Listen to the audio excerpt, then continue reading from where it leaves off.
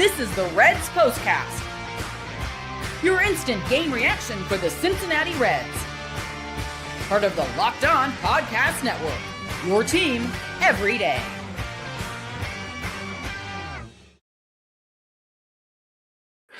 Good evening, Reds fans, and welcome to another edition of the POSTCAST, brought by Locked On Reds and the Locked On Podcast Network, your team every day. My name is Tim Daniel. I'm my second season here covering the Reds on the POSTCAST, and tonight's episode is brought to you by our friends over at Kalshi. For a limited time, download the Kalshi app and use code LOCKEDON to get $10 when you trade $10. On tonight's show, Billy Devore from the New Nasty Boys is going to be joining me as we discuss keep Ryan Hayes for Locked On Player of the Game. The Reds waste another Brady Singer start. Sal Stewart finally breaks the shutout streak, but we're seriously going to begin with, does this say Reds know the team they're playing right now is the San Francisco Giants? This is what you'll be talking about. All right, joining me here, you can hang out. This is my boy, Billy Devore from the New Nasty Boys, and he's here to, just be my support friend here because okay, let's just start at the beginning. Do they know they're playing the Giants? Do they know that the Giants literally made 10 transactions yesterday to fill out their roster, have not won a series since, the Nixon administration, got swept by the Red Sox, flew across the country after getting swept by the Red Sox, so they had to think about that for a long flight, come home to play Cincinnati, and win a series against the Reds. July 27th through the 29th. Are those the dates I saw on the broadcast against the Brewers? Uh-huh. Well, maybe we could look at it this way. I mean, they beat the best team in baseball. That was the last time they won a series. So, I mean, a month ago. Yeah, that could be us. We have that in common. No, we don't. Dude, I don't understand this back-to-back emergency bullpen days, and they can't muster anything. I mean, Sal Stewart mustered something. Okay, he mustered that ball. But 4 hits from the worst bullpen in baseball. And it's not even close.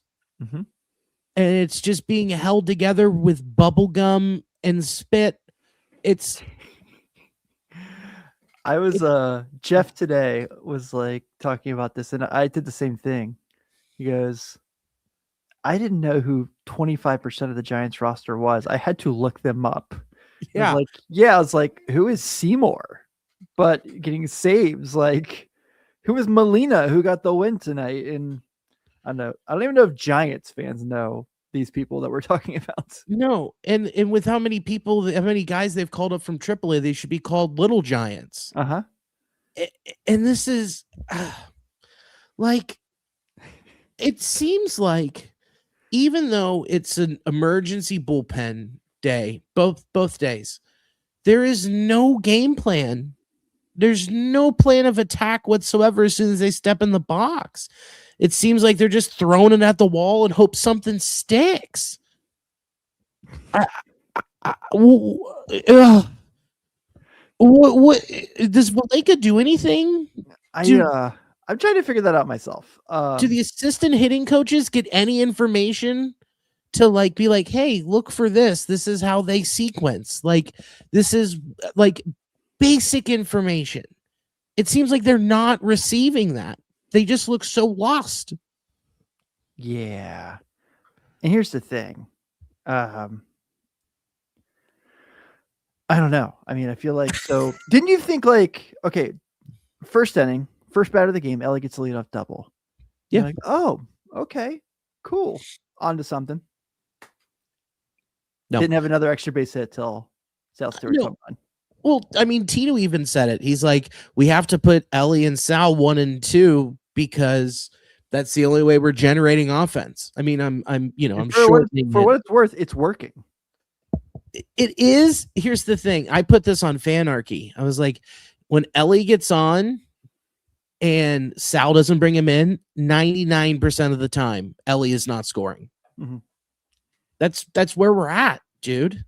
Yeah. So right now the Reds have 3 guys in their lineup with an OPS over 700, and the top 3 guys in the order tonight. And sorry, forgive me. OPS over 750, which is above league average. okay, that's what I was about to say. Yeah. They have 2 guys in the lineup that have an OPS under 500. Oh boy, let me guess. TJ Friel, Key Brian Hayes, Matt McClain. Matt McClain's at a 641. So, oh, my apologies. Wow, I didn't mean to throw him right under the bus. They had 2 walks tonight. Both of them Key Brian Hayes. When you sent me this rundown, and at the end, I was like, I guess because he gets player of the game because he didn't swing. That's where we're at. That's where we're at. And it's 12-17 on a school night. And it's like we're hoping for something better, but instead we're all insane people because we're expecting different results when it's going to be the same thing. Billy, they went 4 for 30 as a team tonight. And mind you, once again, the first batter of the game got a hit. So they went on a 3 for 39 run. They J.R. Smithed it. It's Brick City out there. And here's the other thing. I'm looking at the box. I mean, I watched the game too, but I'm looking at the box and I'm like, 6 strikeouts, that's it. It felt like more because I'm used to this lineup racking up like 10 to 14 strikeouts a game. I know. So they go for 5 tonight with runners in scoring position. That's not new. Yeah, they leave 4 on base. They lose 3-1. Now, look, I know that's not linear, but it's a pretty common trend for this team. I mean, at this point, they got to be batting 209 with runners in scoring position on the season, which is dead last. Yeah, all Nikita, of baseball. Everydayer Nikita, who right here, finally a run. She brought this up on last night's show in the chat that they are the worst team in the runners in scoring position, which we know. Sure. I mean, we didn't even need to see a stat sheet for that to be the case. Mm-hmm. But I don't know, it's unbelievable. Like, I'm glad Hector Rodriguez got a hit. And sure. I'm excited for his future. I think he's going to be a good big leaguer. But when you're pulling bunt singles, which certain situations I'm all for. Yeah.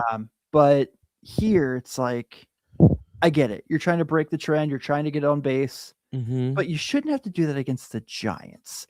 Oh, no. By the way, the Cubs are coming to town this weekend. And I don't know if you've seen what the Cubs are doing of late. I know you have, but we're going to Chicago. No. You're right. Sorry. We're going to Chicago's Sunday Night Baseball. Joey's doing the game. There's got to be one plus this weekend. Also, can we just talk about Rafael Devers? Do we? I mean, I guess. I mean, we got to watch a home run. That was cool. Yeah. He pummeled that thing, man. And it wasn't even that San Francisco.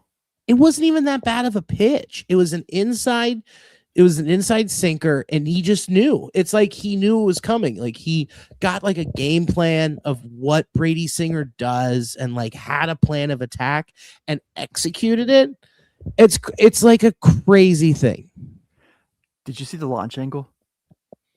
No, I missed that. I mean, I saw 34-degree launch angle.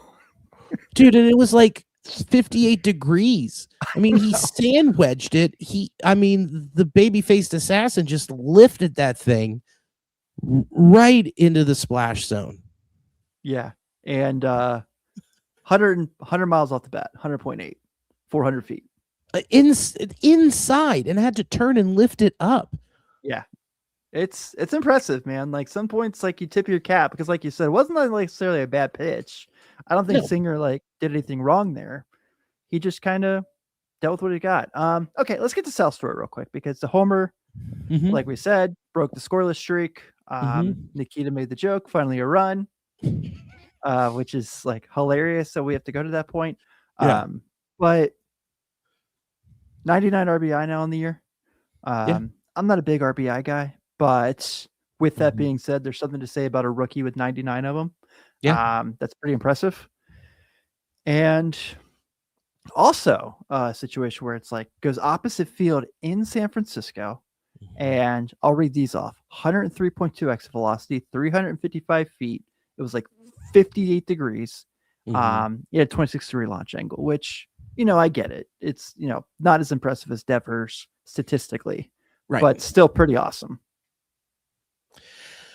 Yeah, I missed the homer because I was setting up to get ready to come here. I was plugging in, and then once I had the game on, I looked and I got the text from you on my laptop and said, "Oh, Sal homered." And then I look over, I was like, "That's a 1 on my screen." What is this? Since Sunday. I haven't seen one of those in many, many moons. Yeah, but it was nice to see 28 homers on the year, by the way. I mean, where are you with like? JJ Wetherholt's defense is spectacular. It's platinum glove level. Yeah. But his bat is still it's plummeting. He's got like a close to a sub 200 average in the month of August. Yeah. I mean, it should be Sal. I'm not anti-war whatsoever. I'm really not. Neither. But here in this circumstance, if you use war as the case, you're getting it wrong. No. And speaking of war and elite defense, I didn't realize, like, when they showed it up before the broadcast, Matt McClain, 105 straight games without an error. Yeah. He's been awesome defensively. Defensively incredible, but it doesn't make the bat that much more worth it. Yeah, I agree. So we are running over on time, so I do have to take the break here.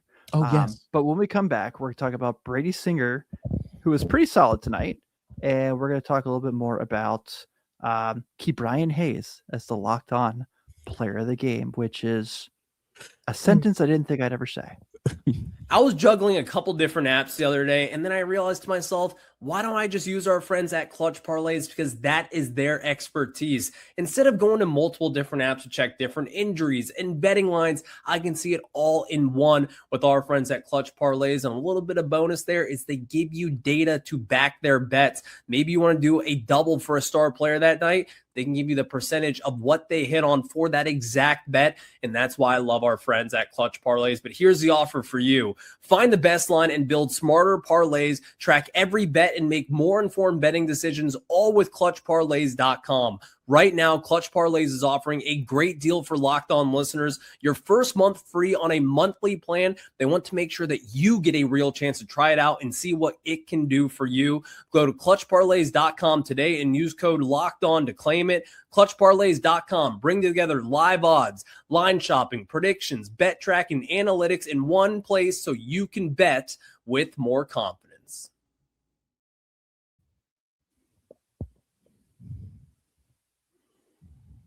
Before I bring Billy back on, I do want to let you know this episode is brought to you by our friends over at Kalshi. Make baseball season count even more with whatever's left of the season.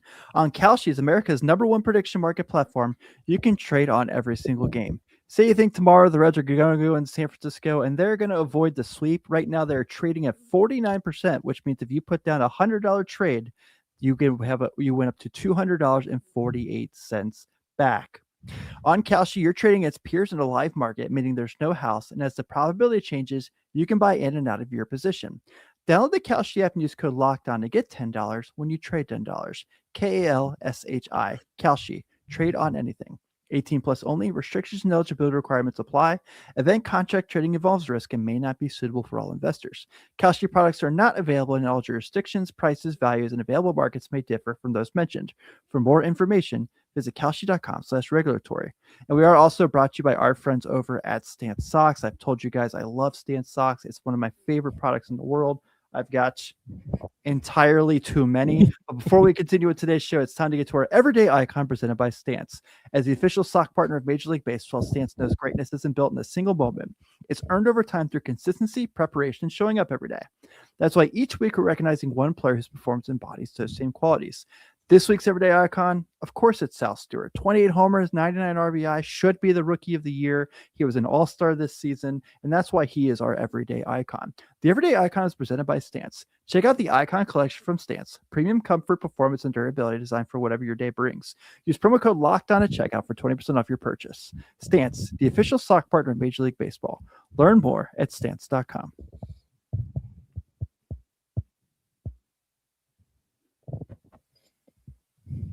Thank you for making Locked On Reds your first listen each and every day. And please be sure to go ahead and check out Billy Devore and crew at the New Nasty Boys for your second listen each and every day. But if you are an everydayer, please don't forget you can update the game. You can join the Everydayer Club. You can simply go to lockedonreds.supercast.com for $5 a month or $50 a year, or go to lockedonpodcast.com/everydayer. You get access to all ad-free episodes of all your favorite shows. So say you just really like me and you want to check me out on Locked On Cavs as well. But you also get access to our Discord chat as well, where we are talking ball with you. Are you a Stance Sox guy? Huge Stance Sox Right? guy. So I mean, they're fantastic. Dude, I know. I'm a huge fan. So 20% off if you want to buy something else. Locked On. You know, I'm going to. It's going to happen. You should. All right, let's talk about who fudged up. Uh-oh, somebody messed up, and it's time to let them know with who fudged up. You know who fudged up tonight, Billy? The Reds offense, because Brady Singer was really good. Yeah. And I'm not going to go out there and say he was impressive. I'm not going to go out there and say he was awesome. What I am going to say is that he gave the Reds a chance to win the game. 5 2/3 tonight of 3 earned runs, 2 walks, 5 strikeouts. Does give up a homer to Devers, as we talked about. But all you can ask for from a starting pitcher is keep the game within range so you can win it. And he did that. Yeah, and he did that clearly. I mean, I'm looking at his chart right now from Baseball Savant. I mean, he threw 41 strikes. He knew what he had that day especially after the rough first inning, which was, I only have my sinker and I only have my slider. Yeah. That's it. He threw, I think it says like 4 cutters, maybe. He threw, I've got it right here. I'm almost to that part. He threw 2 four-seamers and 2 cutters, 6 sweepers, 48 sinkers, 33 sliders. Yeah. Like, he had that rough start and he went, all right, what do I have the best feel for today? This is what I've got. Also, I wouldn't be surprised if we find out Brady is more hurt than he actually is. Yeah. It was like the same with the blisters to start the year. He's like, I'm going to pitch through. It's a contract year. I'm going to show that I'm durable. I'm not missing a start. The oblique, when you look at where his his release point, there is one sinker that is like a notch above every other, and it's like, oh, that's the one he threw right after he said he was good to go. Yeah.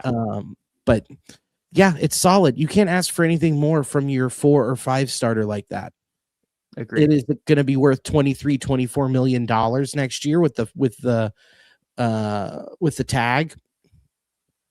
I don't know. Yeah, we'll see.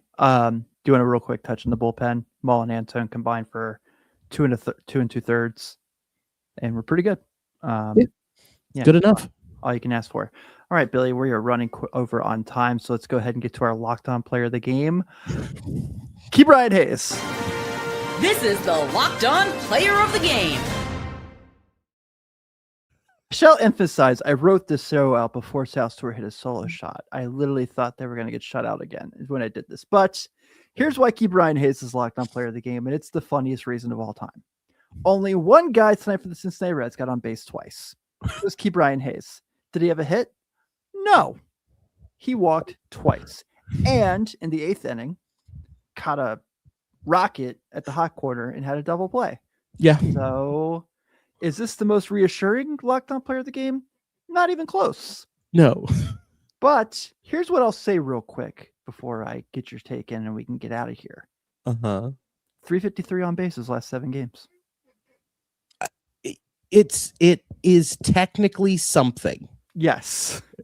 And you're not wrong. The numbers are not lying there. He's seeing it better, but the problem is going to continue to exist with him. If he sees it well and he hits it, it's going into the ground. Yes. And it's almost like when he was hurt and went to the facility in Arizona to rehab, it wasn't with Driveline at all to try and fix that real quick. But they didn't fix it. It's, oh man.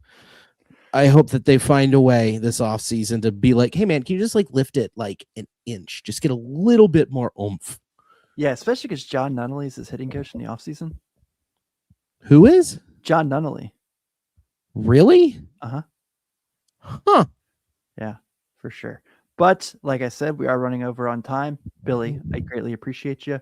The Reds do lose tonight to the San Francisco Giants 3-1. The Giants have 3 runs on 8 hits, no errors. The Reds have 1 run on 4 hits and an error.